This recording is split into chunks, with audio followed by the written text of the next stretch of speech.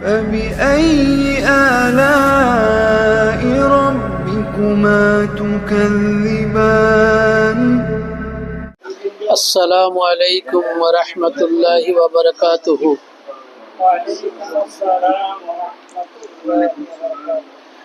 الحمد لله رب العالمين والعاقبة للمتقين، الصلاة والسلام على أشرف الأنبياء والمرسلين وعلى آله وأصحابه ومن تبعهم بإحسان إلى يوم الدين وتسليما كثيرا كثيرا. أما بعد، أعوذ بالله من الشيطان الرجيم. الحج أشهر معلومات فمن فرض فيهن الحج فلا رفث ولا فسوق ولا جدال في الحج وما تفعلوا من خير يعلم الله وتزودوا فإن خير الزاد التقوى واتقون يا أولي الألباب. وقال النبي صلى الله تعالى عليه وسلم: من حج لله فمن يفسق فلم يفسق ولم يرفث رجع كيوم ولدته أمه أو كما قال. প্রশংসা আল্লাহ পাক সুবহানাহু ওয়া তাআলার জন্য।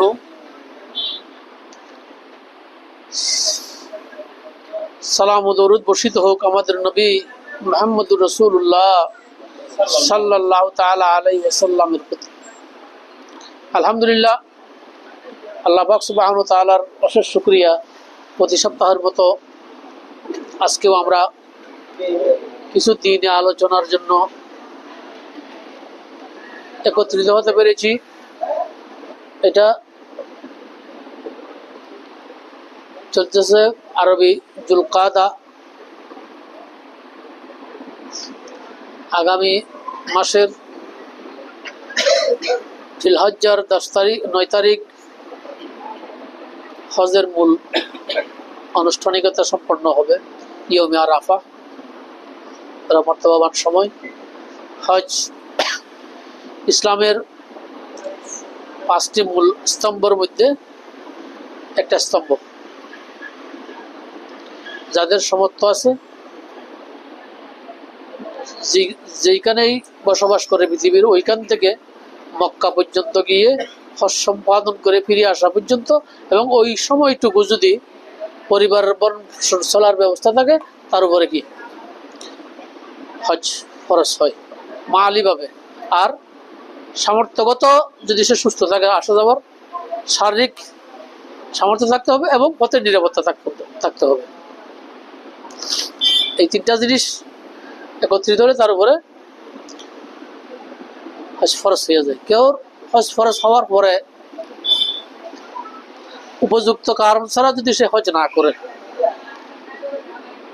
রাসূল আরবি সাল্লাল্লাহু আলাইহি ওয়াসাল্লাম বলেছেন, সে মৃত্যুর সময় কি মুসলমান হিসেবে মৃত্যুবরণ করবে না ইহুদি নাসারা হইয়া মৃত্যুবরণ করবে, সেটা আমার জানা নাই, আল্লাহ রাসূলের জিম্মাদারির মধ্যে নাই। আল্লাহ পাক সুবহানাহু ওয়া তাআলা আমাদের সবাইকে জীবনে একবার হলেও হজ্জে বাইতুল্লাহ জিয়ারত নববী করার তৌফিক দান করুক।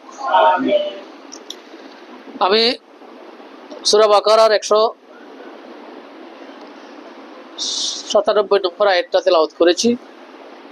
এটা হজের মূল নির্দেশ এখানে দেওয়া হয়েছে। আনুষঙ্গিক কথাগুলো তার আগের আয়াত, অর্থাৎ 196 আয়াতের মধ্যে আল্লাহ পাক সুবহানাহু ওয়া তাআলা হজের বিষয়ে আনুষঙ্গিক অনেকগুলো আলোচনা করেছেন। এখানে 96 আয়াত আল্লাহ বলছে, আউযু বিল্লাহি মিনাশ শাইতানির রাজিম, ওয়া আতিমুল হজ্জ ওয়াল উমরাতা লিল্লাহ ফাইন উখসিরতুম ফামাস্তাইসারা মিনাল হাদ। আর হজ উমরা আল্লাহর জন্য পূর্ণ করো। অতঃপর যদি তোমরা পথের মধ্যে আটকা পড়ো আর হারামে ঢুকার বা হজের স্থলে পৌঁছার সুযোগ না থাকে, তাহলে তোমরা ওইখানে এই সুবিধাজনক স্থানে তোমরা তোমাদের হাত ওইগুলো পশুগুলোকে জবাই করো।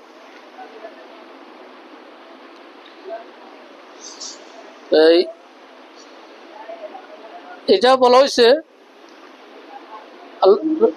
আল্লাহ রসুল সাল্লাল্লাহু আলাইহি ওয়াসাল্লাম 6ষ্ঠ হিজরিতে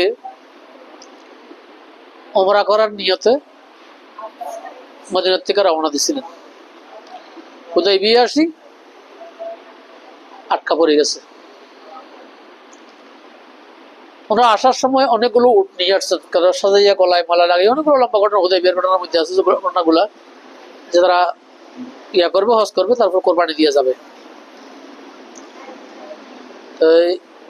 কিন্তু তারা যেতে পারে নাই। তখন এই আয়াত নাযিল হয়েছে, মানে হুদাইবিয়াতেই কি হজগুলা অর্থাৎ হজের জন্য যেই ওটগুলা বা পশুগুলো আনা হয়েছে, ওইগুলো তোমরা যদি যাইতে না পারো ওইখানে নিয়ত করে জবাই করে দাও আল্লাহর নামে। এরপরে তোমরা হালাক হইয়া কি করো, ওয়ালা তাহুল্লু রুউসাকুম হাত্তা ইয়াবদাগু হাদিয়াহু ওয়া মাহিল্লাহু। এটা পরবর্তী অবস্থানের জন্য। ওই জন্য ওইখান থেকে তোমরা পশুগুলো জবাই করে হালাক করিয়া তোমরা চলে যাও। তোমাদের কি আল্লাহ পাক সুবহানাহু ওয়া তাআলা তোমাদের নিয়তটা কবুল করে নেবে। এর পরিবর্তে হইলে পরবর্তীতে হইলে কাজা পূরণ করবে। কিন্তু এখানে হাজার ইয়ার আল্লাহ রসুলের এটা উমরা হিসাবে ধরা হয়েছে, 4টা উমরার মধ্যে একটা। কিন্তু এটা উনি হেরামের ভিতরে ঢুকতে পারে নাই, হুদাইবিয়া হেরামের বাইরে। পরবর্তীতে হজের মধ্যে যাইব, পরবর্তীতে যখন তোমরা হজ করতে যাইবা তোমরা খবরদার হালাক করিও না। ওয়ালা তাহুল্লু রুউসাকুম হাত্তা ইয়াবলুগাল হাদিয়া মাহিল্লাহু। যতক্ষণ পর্যন্ত হাদে জবাই কোরবানির পশুর স্থানে, পশু তার স্থানে পৌঁছে না, অর্থাৎ কোরবানি নিশ্চিত না হয়, এতক্ষণ হজের আনুষ্ঠানিকতা শেষ হয় নাই। এর আগে মাথা মুন্ডানো যাবে না। মাথা এর আগে মুন্ডাইলে কি করতে হইব,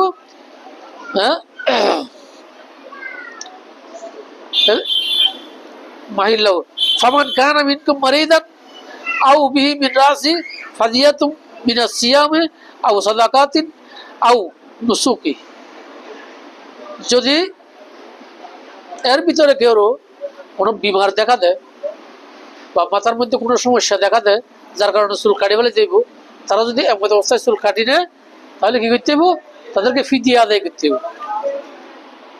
অর্থাৎ হজ সম্পন্ন হওয়ার আগে, কোরবানির পশু জবাই করার নির্দিষ্ট সময় আসার আগে যদি কেউ যে কোনো কারণে, বিমারের কারণে বা মাথার কোনো সমস্যার কারণে মাথা মুন্ডন করতে হয়, তাহলে তাদের কি করতে হবে, এটার ফিদিয়া দিতে হবে। হাদিস, বুখারীর হাদিস আছে যে যখন এরা আল্লাহ রসুল সাহাবীদেরকে নিয়ে হুদাইবিয়ায় অবস্থানরত ছিল, তখন এই আল্লাহ রসুল একজন সাহাবীর মাথার মধ্যে কাব বিন উজারা রাদিয়াল্লাহু তাআলা আনহুর মাথার মধ্যে এত উকুন হয়েছে যে জোরে জোরে মুখের উপরে বাইতেছে আসিয়া, বড় বড় একদম। আল্লাহ রসুলের সামনে যখন দিচ্ছে কইছে এগুলো তোমাকে কষ্ট দেয় না, কত খুবই কষ্ট দেয়, যন্ত্রণা সহ্য করতে পারছি না, এখন তো আমি হারামে আছি। এখন তুমি কি করো, তুমি মাথা, তখন এই অপশন নাযিল হয়েছে, তুমি মাথা মুন্ডাই ফেলো। বিনিময়ে কি দিতে হইব, ফি দিয়ে দিতে হবে। যদি আগে কেউ মাথা মুন্ডায় তার ফি দিয়ে হইল কি, ফাদিয়াতুম মিনাস সিয়ামে আও সাদাকাতিন আও নুসুকি। তুমি সিয়াম রাখো অথবা সাদাকা দাও অথবা একটা পশু কোরবানি দাও, দম, যেটার দম বলা হয়, একটা নতুন দম দাও, বদলা দাও। তো এই অবস্থার জন্য, এই ফিদিয়ার জন্য যদি কে সিয়াম রাখে, বুখারীতে হাদিস আছে আব্দুল্লাহ ইবনে আব্বাস রাদিয়াল্লাহু তাআলা আনহু থেকে, যদি ফিদিয়া দিতে হয় রোজা রাখতে হয় তাহলে 3টা রোজা রাখতে হবে, ফিদিয়া হিসেবে রোজা 3টা। আর যদি সাদাকা করতে হয় রোজার পর, তাহলে 3 সা খাদ্য 6 জন মিসকিনের মধ্যে বন্টন করে দিতে হবে, এটা হলো সাদাকা। আর যদি জবাই করতে কোনো একটা ছাগল হোক, গরু হোক, উঠ হোক, করা যাবে। হ্যাঁ, একটা জম দিতে হলে আলহামদুলিল্লাহ। এটা হলো আগে দিয়ে চুল কামাই ফেলে বা আগে দিয়ে কোনো হজর যদি কেউ ওয়াজিব রকম ছুটে যায় তাহলে কি করতে হইব? এই দম দিতে হইব। এই দমটা আছে এখান থেকে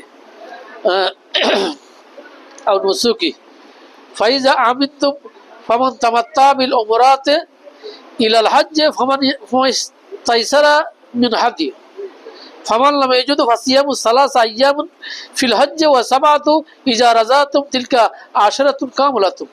হ্যাঁ, যালিকা লিমান লাম ইয়াকুন আহলুহু হাদিরিল মসজিদিল হারাম ওয়াত্তাকুল্লাহ ওয়ালামু আন্নাল্লাহা শাদীদুল ইকাব। কেউ যদি এর পরে এগুলোর পরবর্তী নির্দেশনা, কেউ যদি ফামান তামাত্তা হজের নিয়ত করে, তামাত্তু হজের নিয়ত করে ঢুকে, ওয়াল উমরাহ এবং বিল উমরাতে অথবা উমরার নিয়ত ঢুকছে ইলাল হজ, হজের সময়, ফামান তাইসারা মিন হাদি, যদি তার হাদি কোরবানির পশু না থাকে, তার না থাকে, তামাত্তু হজ হইলেও ওইটাকে বলা হয় হজ তিন প্রকার, পরবর্তীতে আমি আলোচনা করবো। তামাত্তু হজ বলা হয় ওইটাকে যেটা প্রথমে এহরাম বাঁধার সময় উমরার নিয়তে এহরাম বাঁধা হইলো, মক্কায় যাইয়া উমরা পূর্ণ করার পরে এহরাম খুলে ফেলাইলো। হ্যাঁ, তামাত্তু মানে হলো সুবিধা, ফায়দা নেওয়া। তাই উমরা করার পরে এহরামটা খুলে ফেলাইলো, 8 জিল হজ আবার হজের জন্য এহরাম বাঁধিয়া, মক্কার থেকে এহরাম বাঁধিয়া মিনার দিকে রওনা হইলো। এটা বলা হয় দুইবার এহরাম বাঁধিয়া করাটা তামাত্তু। তো কেউ যদি তামাত্তু করে, উমরা করিয়া তামাত্তু করে এবং তার কাছে পশু পাওয়া যায় না, পশু কোরবানি দিতে পারে নাই, ফামাল্লাহ যেহেতু ফাসিয়ামু সালাসা আইয়াম, সে যেন ফিল হজ্জে, হজে থাকা অবস্থায় 3টা রোজা রাখে। হজের মধ্যে থাকা অবস্থায় 3টা রোজা, এই 3টা সম সম্বন্ধে বলা হয়েছে যে আরাফার আগে দিয়ে থাকতে পারে, অথবা আরাফার পরে যে 3 দিন আমরা জামারাকে শয়তানকে কঙ্কর মারতেছি, ওই সময় কি এই 3টা রোজা পূরণ করতে পারে। সালাসা আইয়াম ফিল হজ্জ ওয়া সাবাতু ইজা রাজাতুম তিলকা আশরাতুন কামিলা। আর 7টা হজের থেকে চলে আসার পরে 7টা রোজা 10টা পরিপূর্ণ হলে তার ওই যে কোরবানি করে নাই ওইটা পরিপূর্ণ হয়ে যাবে। 10টা রোজা রাখলে ওটার কাফারা হয়ে যাবে। হ্যাঁ, তবে যালিকা লিমান লাম ইয়াকুন আহলুল হাদিল মসজিদুল হারাম, এইটা কিন্তু হারামবাসী যারা হারামের জায়গায় অবস্থান করে তাদের জন্য না, এই নির্দেশটা বাইরের থেকে যারা আসবে। ওয়াত্তাকুল্লাহ ওয়ালামু আন্নাল্লাহা শাদীদুল ইকাব, এই ব্যাপারে তোমরা আল্লাহকে ভয় করো, জেনে রাখো আল্লাহ শাস্তি দেওয়ার ব্যাপারে বড় কঠোর। আল্লাহ শাস্তি দেওয়ার ব্যাপারে খুবই কঠোর। তাই হয়তো এই বলতে এমন জানোয়ারকে বোঝা যায় মিকাতের বাইরে লোকদের মধ্যে থেকে যারা হজ ও উমরা একই সফরে আদায় করবে তাদের উপর আল্লাহ তাআলা জবাই করা ওয়াজিব করেছেন। এবং হজের কুরবানিটা কিন্তু নির্দিষ্ট জায়গা, অর্থাৎ হারামের এরিয়ার ভিতরে করাটাই কি ওয়াজিব, মিনার মধ্যে করতে হবে। মিনা কিন্তু হারামের এরিয়ার ভিতরে, ওই নহরটা, ওই রক্তটা হারামের নিষিদ্ধ এরিয়ার মধ্যে প্রবাহিত করতে হবে, এটা কিন্তু ওয়াজিব। এটা প্রত্যেকটা হাজের জন্য ওয়াজিব। আয়াতে মাথা মুন্ডন ইহরাম ভঙ্গ করার নির্দেশ বলে সাব্যস্ত করা হয়েছে। কথা অতক্ষণ মুন্ডন করা যাবে না যতক্ষণ হজের সব কাজ সম্পূর্ণ, অর্থাৎ আরাফার করার পরে মূল হজ হলো আরাফা, আরাফা শেষ করি হাজির আসি মুজদালিফা ঢুকবে, ওইখানে রাত্রে যাপন করবে, মাগরিব এশা একসাথে সালাত আদায় করি, কিছুক্ষণ রেস্ট নেবে, এরপরে ফজর সালাত পড়িয়া ওইখান থেকে বাইরে সোজা চলে আসবে কোথায়? মিনার মধ্যে। মিনার মধ্যে আসিয়া জামারকে যাইয়া ওই দিন বড় শয়তানকে কঙ্কর মারতে হইব। জামারকে 3টা ফিলার আছে। হ্যাঁ, একটা বড়, মাঝারি, ছোট। ওইখানে প্রথম দিন বড়টাকে মারতে হইব, বড়টাকে মারার পরে যাইয়া আগে কোরবানি নিশ্চিত করতে হইব। কোরবানি নিশ্চিত হয়ে গেছে, হজের কাম শেষ, এবার মাথা মুন্ডে ফেলা দেব, এহরাম ছাড়ে দিব। এরপরে যেটা হজের তাওয়াফ আছে, হ্যাঁ, তাওয়াফে ইফাজা, ওই তাওয়াফটা এহরাম ছাড়া অবস্থাতেই করতে পারবে, এটা কোনো সমস্যা নেই। এরপরের দিনে করতে পারবো, ওই দিনে করতে পারবো, বা এরপরে যে কোনো সময় করতে পারবো। তবে কন্ডিশন হলো কি এহরাম সারা করতে পারবো, কিন্তু যতক্ষণ পর্যন্ত এই তাওয়াফে এফাজা বা জাফা সম্পন্ন না হয় অতক্ষণ স্ত্রী সম্ভোগ হালাল হবে না। এহরামের অন্যতম শর্ত স্ত্রী সম্ভোগ হারাম এহরাম মাথার থেকে হজের কার্যকরী সম্পন্ন হওয়া পর্যন্ত। এটা পরবর্তীতে আমি বলতেছি।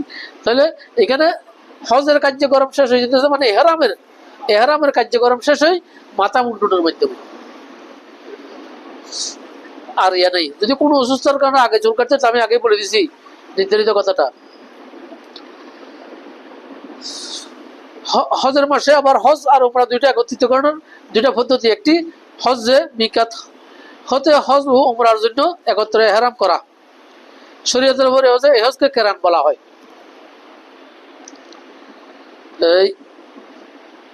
অথবা শুধু উমরার জন্য এহরাম বাঁধা যায়, অথবা শুধু হজের জন্য এহরাম বাঁধা যায়। এহরাম তিন প্রকার বাঁধা যায়। মিকাত থেকে হজ হইল তিন প্রকার। হজ্জে ইরফাত, কেবল হজ্জের নিয়তি এহরাম বাঁধা, এগুলা মক্কাবাসীরা বেশি করে। হজ্জে ইরফাত শুধু হজ করবো, উমরা করবো না, এটা বলা হয় ইফরাত। আর দ্বিতীয় নম্বর হলো হজ্জে কিরান, হজ ও উমরার একসাথে নিয়ত করে ইহরাম বাঁধা। আল্লাহুম্মা লাব্বাইকা হজ্জ ওয়া উমরাতান, এভাবে ইহরামটা বাঁধতে হয়। এই ইহরাম বাঁধে যারা হজ করবে তারা যাইয়া প্রথমে হজের উমরার সম্পন্ন করবে। উমরা সম্পন্ন করার পরে তারা খালাক হইতে পারবে না, ইহরাম থেকে মুক্ত হতে পারবে না। হজ সম্পন্ন করিয়ে এই ইহরাম খোলা যাবে, আর খোলা যাবে না। উমরা করার পরে, হজ সম্পন্ন করার পরে জামার কাজে শয়তানকে প্রস্তর মারার পর কোরবানি দিয়া মাথা মুন্ডাইয়া তারা এহরাম থেকে মুক্ত হবে। এই হজটা খুব দামি কেরান বলা হয়, এই কষ্ট বেশি। আমাদের এই দিক থেকে যারা যায় বাইরে থেকে, তারা বেশিকে তামাত্তু সুবিধা ভোগ করার হজটা করি আমরা। ওরা দিক থেকে যারা আমাদের অনেক আগে যায়, অনেক পরে যায়, আর এমন অনেকগুলো বিষয় রয়ে গেছে। তাইলে এই তিন প্রকারের হজ করা যায়। তামাত্তু শব্দ তো লাভবান হওয়া, মানে এহরাম খুলে রাখেন, আবার 8 জিলহজ বা 9 জিলহজ আবার মক্কার থেকে ইহরাম বাঁধিয়ে হজের উদ্দেশ্যে রওনা দেওয়া প্রকারের হজের করার বিধান আছে। এখানে যেটা মূল হজের নির্দেশ দিয়েছে, আমি যে আয়াতটা প্রথমে পড়ছি, আল হজ্জু আশহুর মালুমাত, হজের মাসগুলা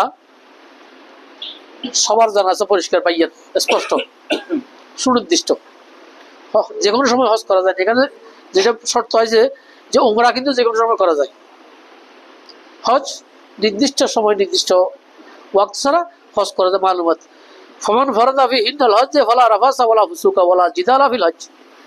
এখানে কন্ডিশন হলো, যদি কেউ হজের জন্য নিয়ত করে অথচ ইহরাম বেঁধে নেয়, নির্দিষ্ট হজ করবে সে, তাহলে তার জন্য ইহরাম বাঁধা অবস্থায়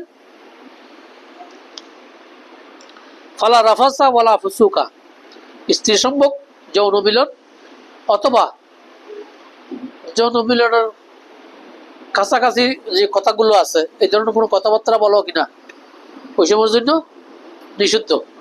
রাফাসা ওয়ালা ফুসুক, ফুসুক শব্দের অর্থ হইল আসলে নির্দেশ বিরোধী কাজ। শরীয়ত যে নির্দেশ দিছে তার বিরোধী যে কোনো কাজ এই শরীয়তের পরিভাষায় ফুসুক, গর্হিত কাজ, গুনার কাজ বা অবৈধ কাজ, এটাকে কোরআনের ভাষায় বলা হয়েছে ফুসুক।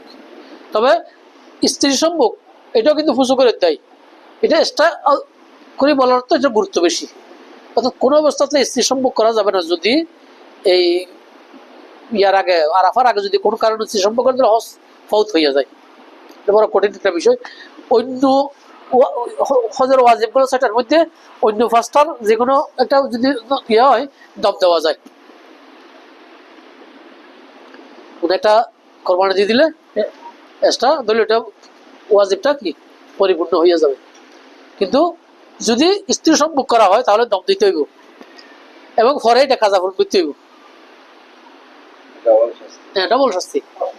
হ্যাঁ, এই জন্য এটা এস্টাবাবু বলছে, ওয়ালা রাফাস এস্টাবাবু বলিয়েছে, নইলে ওয়ালা ফুসুকা বললেই জিনিসটা দিকে ওয়ালা জিদালা, জিদাল মানে প্রতিযোগিতা করে কার থেকে জিততে পারে, জিদাল শব্দ। এখানে জিদাল শব্দ হয়েছে ঝগড়াঝাটি করা। আমার আপনি একটা বলছেন আমার কেন চাইলে আপনার কি, এই রকম ঝগড়াঝাটি এহারাম পড়া অবস্থায় করা যাবে না, নিষিদ্ধ। ও মাতাফ খালু মিন খাইরিন ইয়ালামুল্লাহ, আল্লাহ জানেন তোমরা যা বালা কাজগুলা করো ওইগুলো সম্বন্ধে কি আল্লাহ পাক সুবহানাহু ওয়া তাআলা জ্ঞাত।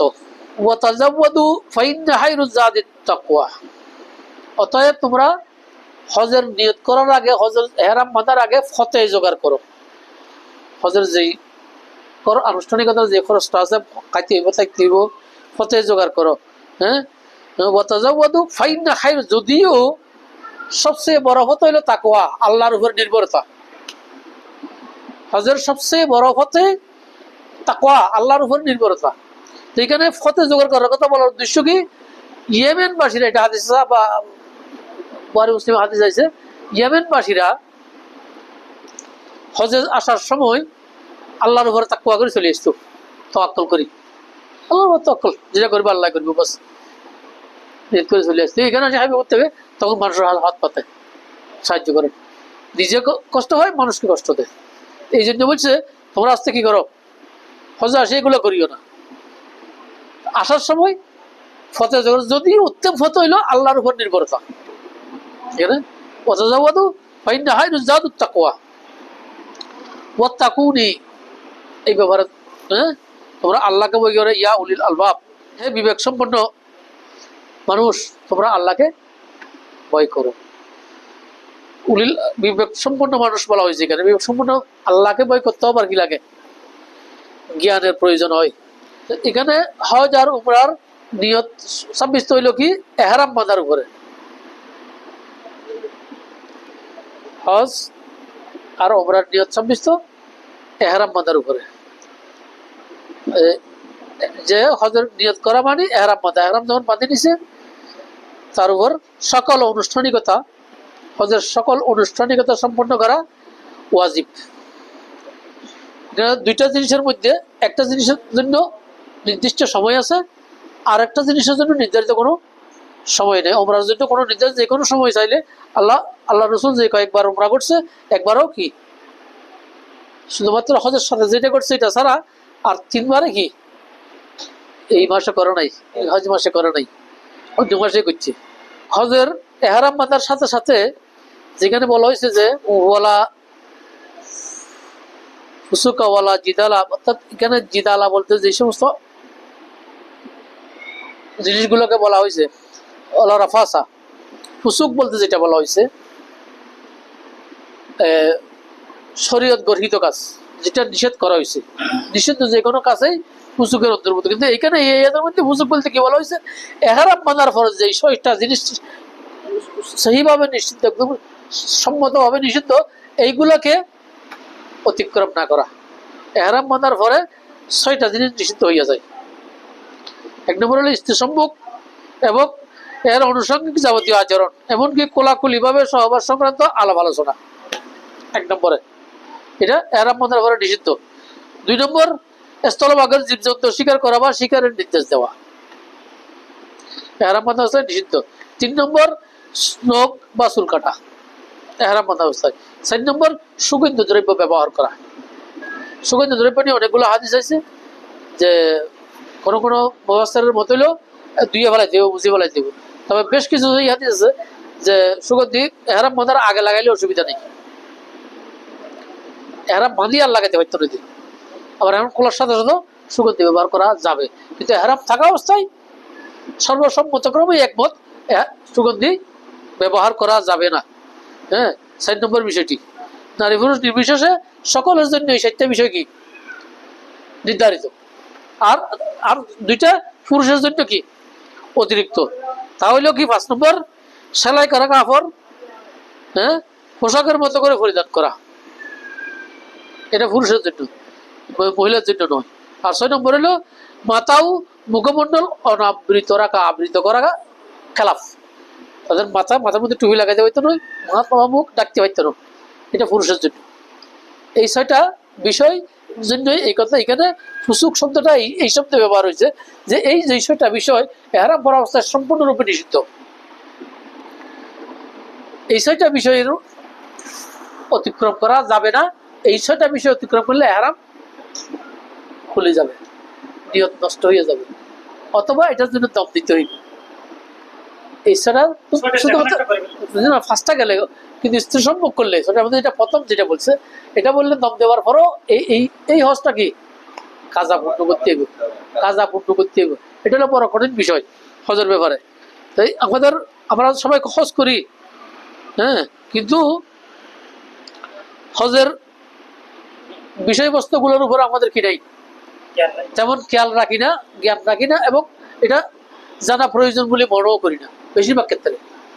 এটার ব্যাপারে কিন্তু খুব কড়াকড়ি কথা আছে তাফসীরের মধ্যে। আল-কাসির রাহমাতুল্লাহ আলাইহি লম্বা আসলে একটা আর্টিকেল লিখেছে এটা নিয়ে। আলহামদুলিল্লাহ, আমাদের যারা হজ করব তাদের প্রয়োজন কি, হজের বিধিবিধানগুলো হজের হচ্ছে বহুত বড় কিছু না, কয়েকটা দিনের কাম। আমরা যে 40 দিন 45 দিন সফর করতে, যেটা সফর, শুধু এই মক্কাকে কেন্দ্রিক যে কাজগুলো, এগুলো হলো আমাদের নির্দিষ্ট জন্য। এগুলো আমাদের কি করতে হবে, ভালোভাবে জানা থাকা অবশ্যই প্রয়োজন। আব্দুল্লাহ ইবনে আব্বাস রাদিয়াল্লাহু তাআলা আনহু থেকে হাদিস রাওয়ায়াত হচ্ছে, আন্না নবী কালা আন আব্দুল্লাহ ইবনে আব্বাস রাদিয়াল্লাহু তাআলা আনহুমা ইন্না নবী সাল্লাল্লাহু তাআলা আলাইহি ওয়াসাল্লাম ওয়াকাত্তা আহলিল মদিনা যুল খালাইফা। আহলুল মদিনা, মদিনাবাসীর জন্য মিকাত হইল কোথায়, যুল খালাইফা। মদিনার থেকে 12 কিলোমিটার রাস্তা মাত্র, দক্ষিণ দিকে আসলে যুল খালাইফা বিরাট একটা জায়গা। যুল খালাইফার থেকে তাদের ফিরতে হবে, এটার মিকাতের সীমানা এখানে, ওইখান থেকে তাদের ইহরাম বাঁধতে হবে। ওয়াল আহলুল শাম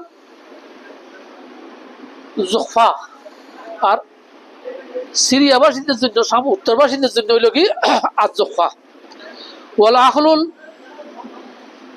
নাজাত কারনান মানাজিল, নাজাতবাসীদের জন্য কারনুন মানাজিল হইল মিকাত। ওয়াল আহলুল ইয়ামিন ইয়ালামলাম, ইয়েমেনবাসীদের জন্য বা আমাদের পূর্ব দিক থেকে যারা যায় তাদের জন্য মিকাত হইল ইয়ালামলাম। ইয়ালামলাম থেকে ইহরাম বাঁধতে হবে। এটা হলো এই দক্ষিণ দিকের জন্য। এই সাইডটা মিকাত আল্লাহ রসুল দেখাই দিয়ে গেছে, স্পষ্ট হাদিস। হাদিসটা বুখারীর মধ্যে এবং মুসলিমের দুটো জায়গায় আছে। বুখারী 1528 নম্বর হাদিস।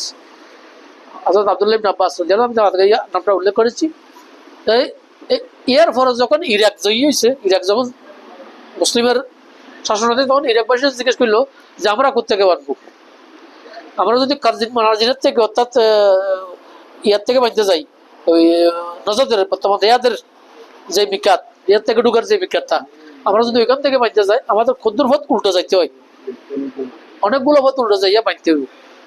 তো তখন যখন উমরের শাসনাধীন সময়, উমর রাদিয়াল্লাহু তাআলা আনহু জিজ্ঞেস করলেন এই ইয়াস পর্যন্ত, এই কারনাল মানাজিল বরাবর ইরাক থেকে ঢুকতে কোন জায়গাটা পড়ে, কারনুল মানাজিল বরাবর কোন জায়গাটা ইরাক থেকে ঢুকতে পারে, কয় জাতুল ইরাক। ঠিক আছে, তোমরা জাতুল ইরাক থেকে কি ইহরাম বাঁধি ঢুকিও। এটা উমর রাদিয়াল্লাহু তাআলা কালামতের সময় ইরাকবাসীদের জন্য। মোট এখন বিখ্যাত আছে কয়টা, 5টা। মক্কায় ঢুকার সীমানা, বর্ডার সীমানা হলো 5টা, 4টা আল্লাহ রসুল দিয়ে গেছেন, আরেকটা পরবর্তী যে ইরাকবাসীদের জন্য, ওইটার বরাবর করিয়া আগে পিছিয়ে করো নেই ওপর, এদের সুবিধা। কারণ অনেকগুলো পথ উল্টো যাইয়া তাদের ওইখান থেকে মিকাত করিয়া আসতে হয়, এই জন্য। তো এইগুলো হলো কি, যারা বাড়ির থেকে যাইব তাদের জন্য ইয়ালামলাম, হ্যাঁ, হুন্না লাহুন্না ওয়ালিমান আন্না আলাইহিন্না মিন গায়রিহিন্না মিম্মান আরাদাল হজ ওয়া উমরাতা। এই মিকাতগুলো যারা এই সীমানার বাইরে অবস্থান করে, যে যার যেদিকে সীমানা, যে এলাকার অধিবাসী, সেই ওই এলাকার মিকাত দিয়ে আসি এখানে ঢুকবে। যে সীমানার অধিবাসী তারা এই, যাদের জন্য এই মিকাতগুলো নির্দিষ্ট করা হলো, তারা এই মিকাত দিয়ে এখানে ঢুকা হবে। হ্যাঁ, ওয়ামান কানা দুনা জালিকা ফামিন হাইসু আনশা আখাত্তা আহলুল মক্কা মিন মক্কা। আর এই মিকাতের ভিতরে যারা অবস্থান করে, মিকাত সীমানার ভিতরে যারা অবস্থান করে, তারা যেখানে অবস্থান করতেছে ওইখান থেকে ইহরাম বাঁধিয়া হজ করতে আসে, আবার উল্টা মিকাতে যাই হারাম মানতে হবে না। যাদের বাড়িঘর এই মিকাতের সীমানা ভিতর পড়ছে তারা ওইখান থেকেই, এমনকি যারা মক্কায় বসবাস করে, যারা মক্কার মধ্যে বসবাস করে তারা এই মক্কার থেকে কি এহরাম বাঁধবে। এহরামের মিকাতের বিষয়টা হলো এখানে। ওয়ান ইবনে উমর রাদিয়াল্লাহু তাআলা আনহুমা আন্না রাজুলুন সাআলা রাসূলুল্লাহ সাল্লাল্লাহু আলাইহি ওয়াসাল্লাম মা ইয়ালবিসু মুহরিম মিনাস সিয়াবে, মুহরিমরা যারা এহরাম বাঁধবো তারা কি ধরনের পোশাক পরবে। আল্লাহ রাসূলকে এক ব্যক্তি জিজ্ঞেস করলো, হযরত আব্দুল্লাহ ইবনে উমর রাদিয়াল্লাহু তাআলা আনহুর মধ্যে হাদিস রাওয়ায়াত হচ্ছে যে আল্লাহ রাসূলকে এক ব্যক্তি জিজ্ঞেস করলো, হে আল্লাহ রাসূল, এই যে মুহরিম ব্যক্তিরা যারা এহরাম বাঁধবো তাদের পোশাকগুলো কিরকম হবে? ফাকাল রাসূলুল্লাহ সাল্লাল্লাহু আলাইহি ওয়াসাল্লাম লা তালবিসু কুমুসা, তারা জামা পরতে পারবে না। লা তালবিসু কুমুসা ওয়ালা আমাইমা, ইমাইমা, তারা ফাগরি পরতে পারবে না। ওয়ালা সারাউইলাত, তারা মাথায় টুপি পরতে পারবে না। হ্যাঁ, ওলা ওলা বারানিসা, বারনু শব্দের বহু বছর হলে বারানিসা মানে তারা পায়জামা পরতে পারবে না, সেলাই করা পায়জামা পরতে পারবে না।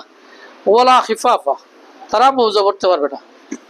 হ্যাঁ, ইল্লা আহাদুন লা ইয়াজিদু নালাইন ফালিয়ালবিসু খাফাইনে ওয়ালিয়াক্তাহুমা আসফালা মিনাল কাবাইন, আর কারো কাছে যদি পায়ে নাল মানে স্যান্ডেল না থাকে, নালকে স্যান্ডেলকে বলা হয়, টিপ টিপ নাল বলা হয়, যাদের উপরে কলা রশি দিয়ে বাঁধা যায় নাল বলা হয়। যাদের পায়ে নাল না থাকে, স্যান্ডেল না থাকে, হ্যাঁ, নালাইন ফালিয়ালবিসু খিফাফ, সে মৌজা পড়তে পারবে। বলি একটা আসফালা মিন কাবাইন, কদ্দুর পর্যন্ত এই কাবাইন এই টাকনুর নিচে পর্যন্ত কাটি ফেলতে দিব, অর্থাৎ যাদের টাকনু দেখা যায়, খালি ভাই এসে চলবে কেমনে, সে মৌজা পড়তে পারবো কিন্তু টাকনু বাইরে দেখতে দিব, টাকনু বাইরে থাকার মতো করে সে মৌজা পড়তে পারবে। তাহলে জন্য শুধু আছে তার কাছে ইয়ানে আন্নানের মৌজা করা যাবে না। ওয়ালা তালবিসু মিনা সিয়াবে শাইয়ান মাসাহু জাফরান ওয়ালা ওয়ারসু, আর তোমাদের পোশাকগুলো ওয়ারেস অথবা জাফরানের রঙে রঞ্জিত কোনো পোশাক পরা যাবে না। এই হলো পোশাকের ব্যাপারে হজ্জের নীতিমালা।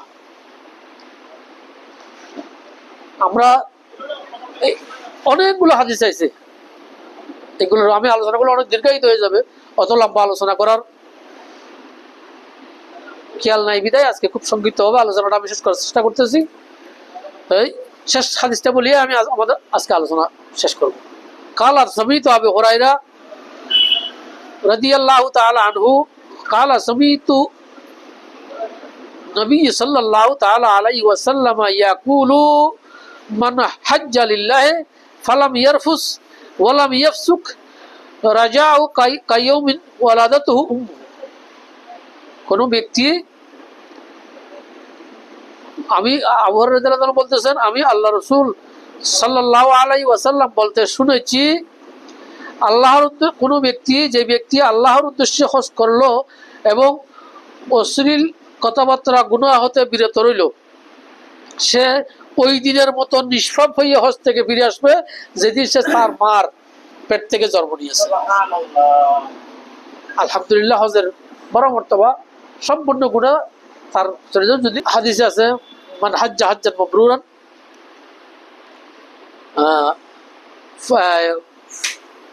ফালিয়াকফুরু যুনুবা কামা ইয়াকসুলুল ওয়াসাকা বিল মাই, যদি কোনো ব্যক্তি হজ করে তার হজ যদি কবুল হয়, কবুলের মতো করে হজ করে, এখানে হজের আয়াত শুরু করার মতো ওয়াত্তাকু, তাকুয়া দিয়ে হজের আয়াতটা শুরু করছে। অর্থাৎ হজের মূল পুরো বিষয়টা হলো আল্লাহর ভীতি, আল্লাহকে ভয় করা, শুরু থেকে শেষ পর্যন্ত সবকিছুতে আল্লাহর ভীতি, মানে আল্লাহর ভয় থাকলে সে কোনো অন্যায় করবে না, সে কোনো হারাম পয়সা নিয়ে হজ করতে যাবে না, হ্যাঁ, সে হজে যাওয়া আসার মধ্যে কেউ উপর জুলুম করবে না, ন্যূনতম সবকিছুর ব্যাপারে আল্লাহর নীতিমালা মান্য করাটার নাম হইল কি আল্লাহ ভীতি, তাকওয়া। আলহামদুলিল্লাহ, ইবাদতে মালির মধ্যে হজ হলো দুই প্রকারের ইবাদত, প্রত্যেকটা ইবাদতে আলাদা আলাদা প্রকার আছে, ইবাদতে মালি, ইবাদতে বদনি। কাইয়িক ইবাদত আমরা যেটা সালাত পড়ি, রোজা রাখি, এগুলো হলো কাইয়িক ইবাদত। আর দান করতেছি, সদকা দিতেছি, জাকাত দিতেছি, হ্যাঁ, এটা হলো ইবাদতে মালি। আর হজ এমন একটা ইবাদত যেটা মালি এবং বদনি, শরীরের ইবাদত এবং মালের ইবাদত দুইটাই এই হজটার মধ্যে আছে, হজের মধ্যে আছে। আলহামদুলিল্লাহ, মকবুল একটা বান্দার গুনাহ মাফ করিয়া জান্নাতের প্রতি হওয়ার জন্য সবচেয়ে উত্তম একটা বন্ধ হলো হজ। আয়েশা সিদ্দিকা রাদিয়াল্লাহু তাআলা আনহার থেকে হাদিস আছে, হে আল্লাহর রাসূল, আমরা কি যুদ্ধ করবো না? আমরা জিহাদ করিয়া আল্লাহর নৈকট্য হাসিল করবো না? জিহাদের মধ্যে তাড়াতাড়ি কি আল্লাহর নৈকট্য হাসিল করে। ইয়া আইয়ুহাল্লাযিনা আমানুত্তাকুল্লাহ ওয়াবতাগু ইলাইহিল ওয়াসিলা ওয়াজাহিদু ফি সাবিলিল্লাহি হাক্কা জিহাদি। এখানে আমরা তো এটা জায়গায় লাগাই ফেলাইছি, ফিরত লাগাই ফেলাইছি। আল্লাহ কি বলছে? হে মুমিনরা, আল্লাহকে ভয় করো। হ্যাঁ, তাহলে তোমরা ওয়াবতাগু ইলাইহিল ওয়াসিলা, আল্লাহর নৈকট্য তালাশ করো, ওয়াজাহিদু ফি সাবিলিল্লাহ, জিহাদের মাধ্যমে আল্লাহর নৈকট্য, আল্লাহর নিকটে যাওয়ার ছোটখাটো রাস্তা হলো জিহাদ। তো এই যে আয়েশা সিদ্দিকা রাদিয়াল্লাহু তাআলা আনহা বলতেছেন, হে আল্লাহর রাসূল, আমরা কি জিহাদ করবো না? আল্লাহর নৈকট্য হাসিল করবো না? না, তোমাদের জন্য জিহাদ না, তোমরা হজের মাধ্যমে আল্লাহর নৈকট্য হাসিল তালাশ করো। তোমাদের জিহাদ করা লাগবে না, তোমরা হজের মাধ্যমে আল্লাহর নিকটে মর্তবা, এই মর্তবা আল্লাহর নিকটে যাওয়ার, আল্লাহর নিকট্য মর্তবা কি? আল্লাহর ওলি হওয়া, আল্লাহর পেয়ারা বান্দা হওয়া। আল্লাহর পেয়ারা বান্দা হতে হলে এই কাজগুলো শর্টকাটে মানুষকে কি আল্লাহর নিকটে যায়। আলহামদুলিল্লাহ, আমাদেরকে আল্লাহ পাক সুবহানাহু ওয়া তাআলা তৌফিক দান করেন যেন আমরা সবাই একবার হজ্জে করতে পারি এবং আমরা এগুলো আমল করব। আশা করি আমরা যদি হজ করতেও না পারি, এগুলো আমলের মধ্যে তো সওয়াব আছে, ফায়দা আছে। তাহলে আমরা যতটুকু আলোচনা করছি আজকে, আল্লাহ পাক সুবহানাহু ওয়া তাআলা আমাদেরকে তদনুযায়ী আমল করার তৌফিক দান করুন এবং সর্বোপরি আমাদেরকে প্রতি সপ্তাহে এইরকম জালসার মধ্যে একত্রিত হইয়ে আল্লাহ এবং তার রাসূলের রিজামুদ্দিন হাসিলের তৌফিক দান করুন। সুবহানাকা আল্লাহুম্মা ওয়া বিহামদিকা আশহাদু আল্লা ইলাহা ইল্লা আনতা আস্তাগফিরুকা ওয়া আতুবু ইলাইক।